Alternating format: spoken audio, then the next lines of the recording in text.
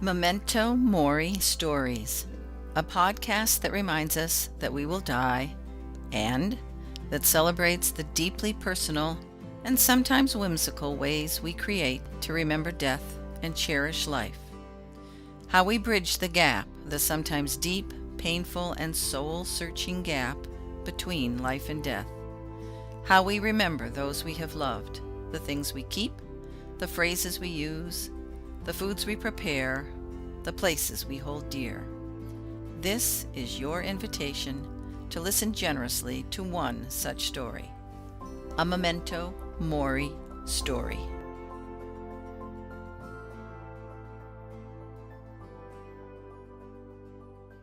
My daughter Anita passed away just a year ago, and about 6 months after she passed away, I started thinking about what could I have that I could wear that was hers.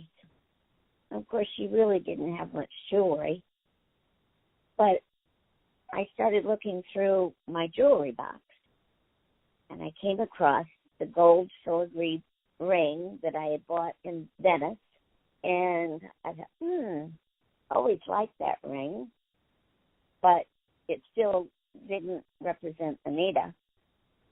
And then digging a little further, I found diamond studs that I had bought myself for my 60th birthday when I was in Paris. And I put those on the ring, and I thought, I like that. And then the thought came to mind that if this is to be a reminder of Anita, her birthstone is an emerald. I went to the jeweler and told him what I was thinking of doing, and he found this lovely emerald stone. And he thought it was a good idea to put the ring together. So that's how Anita's ring came to be.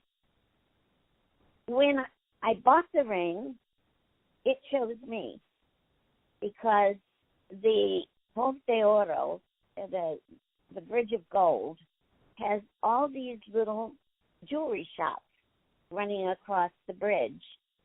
And I had maybe an hour allotted that I could go rummaging through these little shops. First half hour or so, I didn't see anything that really said take me home. And then I was nearing the time I had to go meet the other people in my group, and there was the ring, and it said, I'm yours, take me. And I handed the man my American Express card. I never asked the price. I just said, I want that ring. And it fit. So it didn't have to be adjusted or anything. So to this day, I do not know how much I paid for that ring. But the jeweler, I gave it to him to make Anita's ring, said that it was very good. It represents my daughter Anita. Anita was learning disabled. She was with me until she was 26, and then she moved into a group home. And she was one of these people that just glowed with happiness and love. And so every time I look at this ring, it just sparkles. And it is a symbol of Anita. When I look at the ring, I remember Anita as in the past, as she was, but it reminds me of the joy she brought me in the present.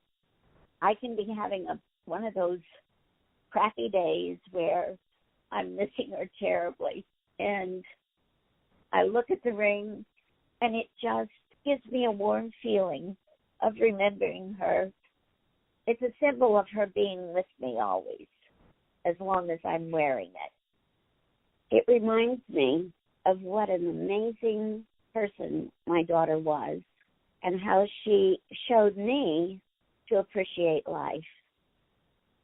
It's a rather glitzy ring, something I wouldn't normally have worn, but I think because it's so shiny and bright, it makes me see life kind of through Anita's eyes, that life is wonderful. And it just reminds me of that. One of the things that was I always thought was pretty amazing about Anita was she was heavy, and people can be very cruel. We would be out, and somebody would say something derogatory about her weight, and I would just have fire in my eyes. And she'd put her hand on my arm and say, "Mom, they're just having a bad day. It's okay." And I always thought that was just amazing. I'm still having a hard time learning that lesson. Maybe the ring reminds me when something is going awry, Anita's saying, "Mom, they're just having a bad day." Thanks for listening. Compassion and listening are so valuable in bringing healing to our lives after loss. So, how about you? Do you have a story about something that reminds you of a special someone, a beloved pet, an event, or a place that brings comfort?